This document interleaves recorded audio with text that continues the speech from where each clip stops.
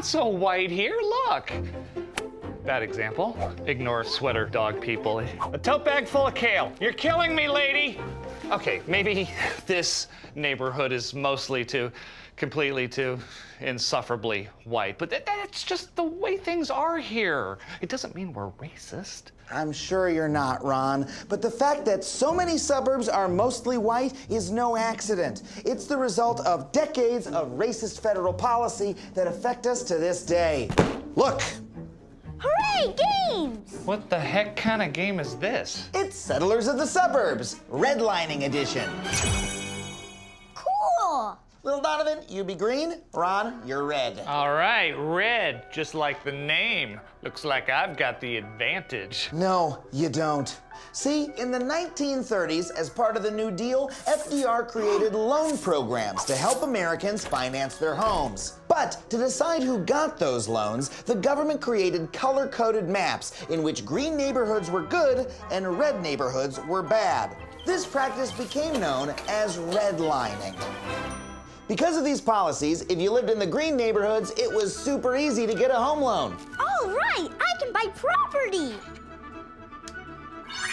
But for folks in the red areas, no loans were available. I can barely afford rent with this. There's no fair. The red areas are screwed. Yeah, they were. And do you know why some areas were designated as red? No, but I can guess. Those were the neighborhoods where African Americans and other minorities lived, and redlining systematically prevented them from getting home loans. Well, I know what I'll do. Just take my little guy and put him in the green neighborhood. Sorry, that's against the rules.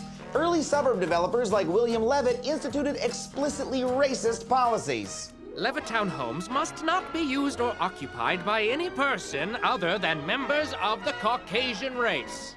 And the federal government itself encouraged developers to discriminate. Developers, I want you to exclude non-whites. The result of these policies is that from 1934 through 1968, a whopping 98% of home loans were given to white families. Okay, this is not fair. I did not get to pick what color I was when I started. Yeah, no one does. And this advantage compounded over time. The families in the green or white neighborhoods were able to purchase homes and accrue wealth. The market went up. I can sell my house and buy a bigger one. Whereas the people in the red neighborhoods got none of those opportunities. I can't afford property. I'm behind on my electric bill. In the green neighborhoods, the influx of new wealth attracted new businesses, Whoa, we got an organic grocery. which caused property values to go up, which meant white families could sell their homes and send their kids to college, They go up so fast. passing down their wealth and advantages to future generations.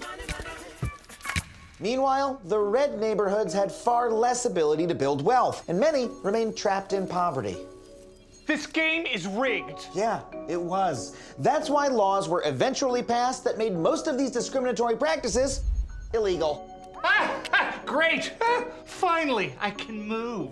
And I don't have enough money. Exactly. Without wealth, families in the red neighborhoods couldn't afford to move up, keeping these communities separated by race. Today, 70 years after Levittown was created, it's still less than 1% black. I may be dead, but the effect of my racism lives on. And if the neighborhoods are segregated, that means the schools are too. What? No, that can't be true. We ended school segregation back in the 60s. Sorry, Ron, but I'm afraid that's not true. Ron, this is Nicole Hannah-Jones. She's a New York Times investigative reporter who covers civil rights issues, including school and housing segregation. Nicole, would you mind telling Ron what most people get wrong about segregation? People tend to think of segregation as an archaic term for Jim Crow policies that led to the civil rights movement. But the truth is that black children are more segregated in schools now than at any time since the 1970s. And in the U.S., schools are largely funded by property taxes. Since property values in the white neighborhoods are so much higher, their schools get way more money to spend on things like facilities, teachers, and supplies. On the other hand, predominantly Black and Latino schools are massively underfunded.